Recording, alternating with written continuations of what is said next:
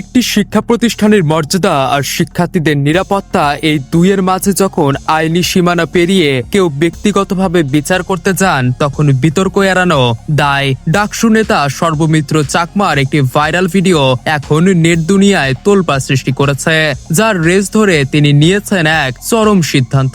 ঘটনাটি ঘটেছে ঢাকা বিশ্ববিদ্যালয় কেন্দ্রীয় শারীরিক শিক্ষা কেন্দ্রে।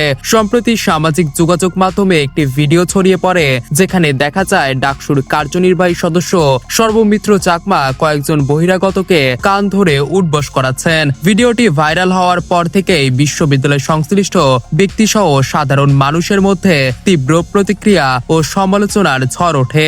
অভিযোগ ওঠেছে কোনো ছাত্রনেতা এভাবে কাউকে ব্যক্তিগতভাবে শাস্তি দিতে পারেন না। সমালোচনার মুখে আজ দুপুরে নিজের ফেসবুক পেজে দুটি স্ট্যাটাস দিয়ে পুরো ঘটনার জন্য নিঃশর্ত ক্ষমা চেয়েছেন সর্বমিত্র চাকমা। একই সাথে তিনি ঢাকা বিশ্ববিদ্যালয় কেন্দ্রীয় ছাত্র সংসদ বা ডাকসু থেকে পদত্যাগের সিদ্ধান্তের কথা ঘোষণা করেন।